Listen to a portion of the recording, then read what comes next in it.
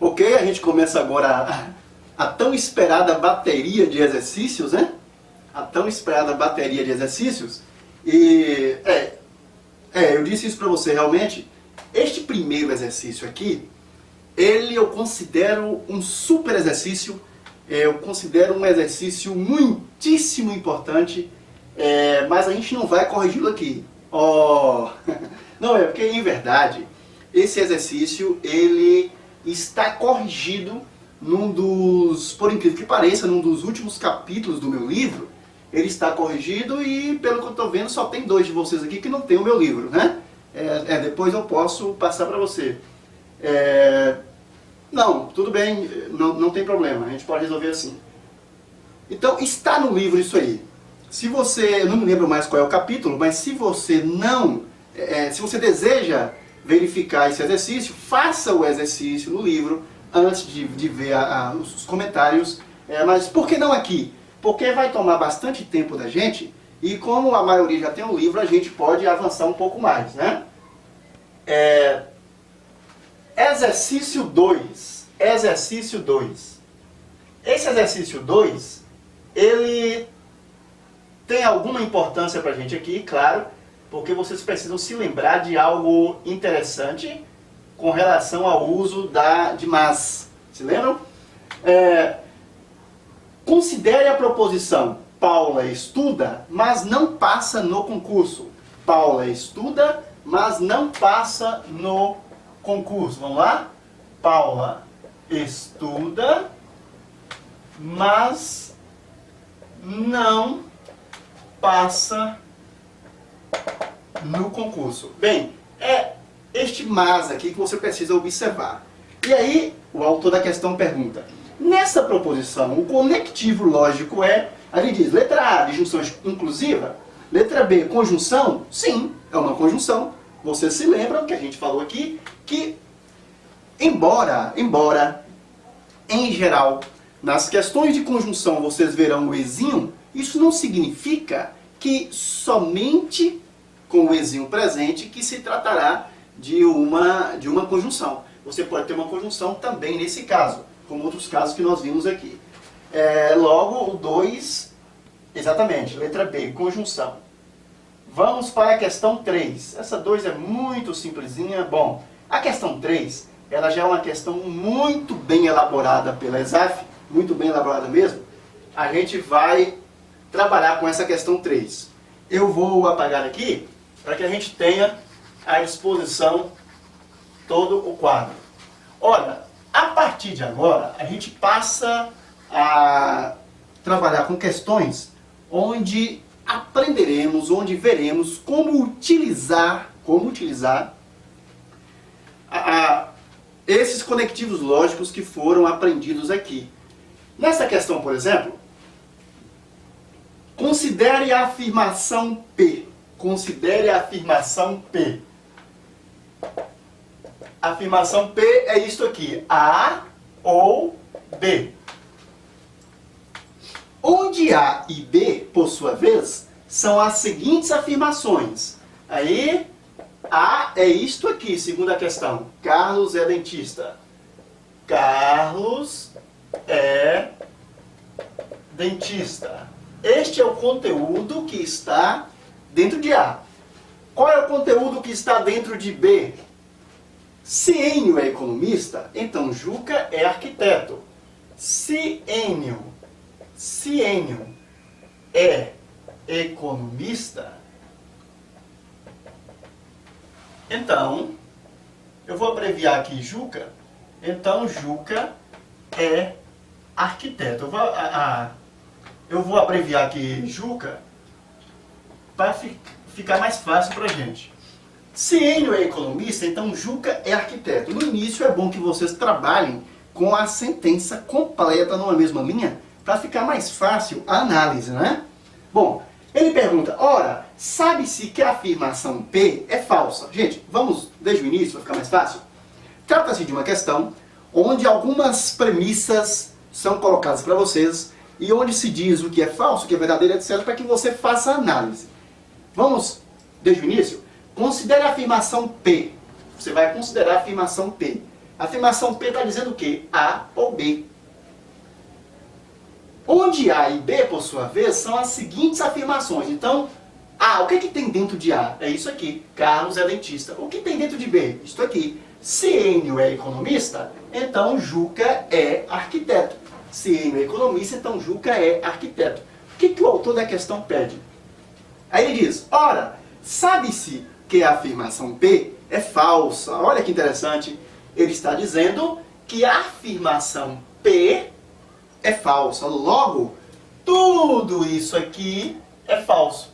Tudo isso aqui é falso. Aí ele diz, logo, dois pontos. Logo, dois pontos. Agora, ele vai dar pra gente aqui diversas alternativas. Carlos não é dentista, Henry não é economista, Juca não é arquiteto. Letra B, Carlos não é dentista, Henry é economista, Juca não é arquiteto. E assim por diante. Nós precisamos, então, obter, a partir desta questão, algumas certezas para que a gente possa resolver e saber qual é a alternativa correta. E é uma questão muito fácil, mas também uma questão muito didática. Você vai conseguir, através dessa questão, realmente aplicar o que aprendeu nos conectivos. Observe. Gente, ele me disse, a afirmação P é A ou B. E a afirmação P, ele disse que é falsa. Ora, o que eu tenho? Você vai sempre fazer esse tipo de pergunta para você mesmo. Todas as vezes que você se deparar com determinada sentença, olhe para ela, faça a pergunta a você mesmo lá no momento da prova. Que tipo de conectivo eu tenho aqui?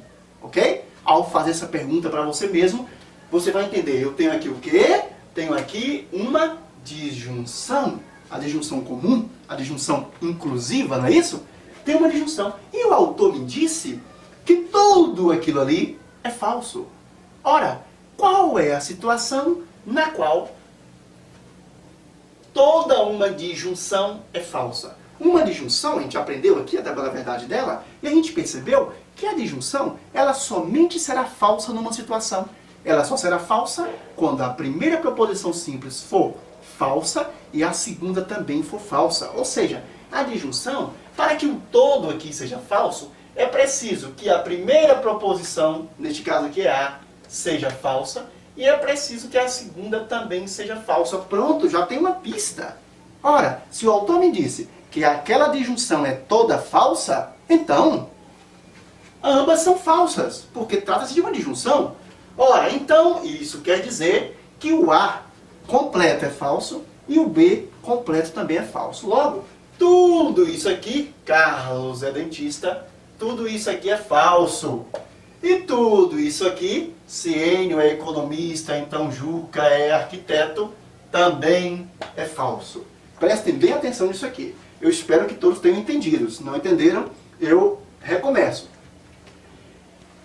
Tudo isso aqui é falso. Então, A ou B, esta expressão toda, o autor já me disse que é falso. Quem sou eu para duvidar dele?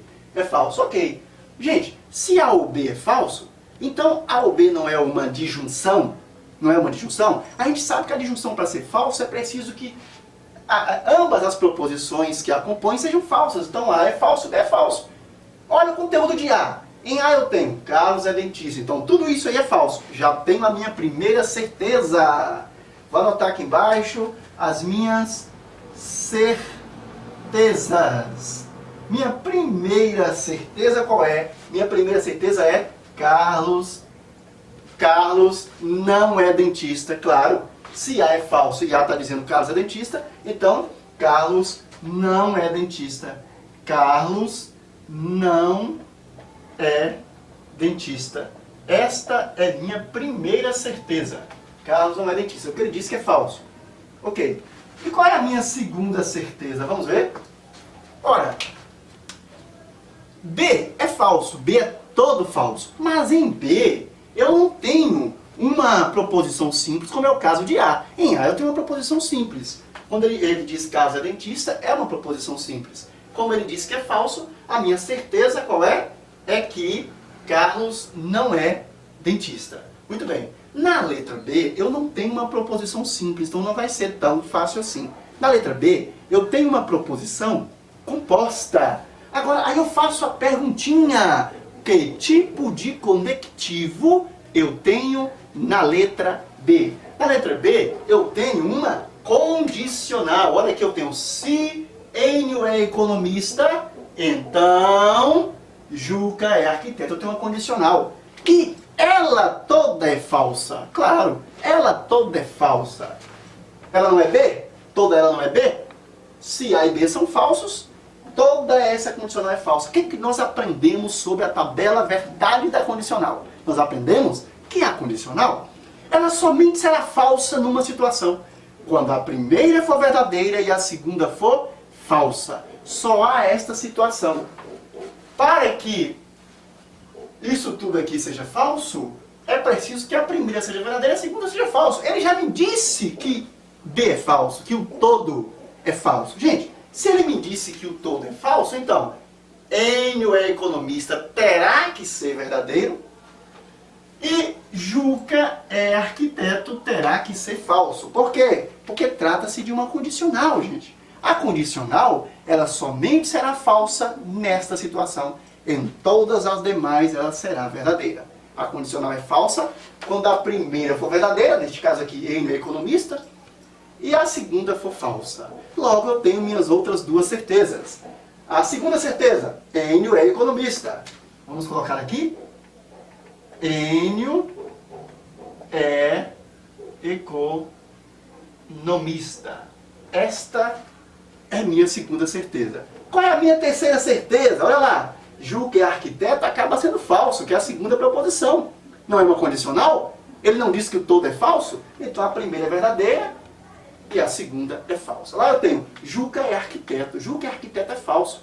Então qual é a minha certeza? Juca não é arquiteto.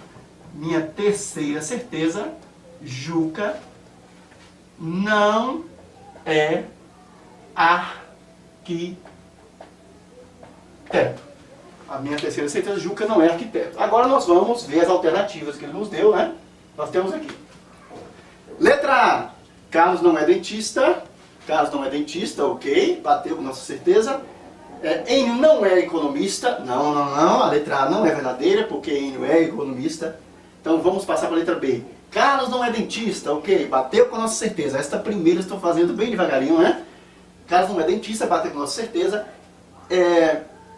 Enio é economista. Enio é economista, ok, bateu. E a terceira, Juca não é arquiteto. Então realmente a resposta é a letra B. Carlos não é dentista, Enio é economista e Juca não é arquiteto. Resposta a letra B. A gente vai partir agora para a próxima questão.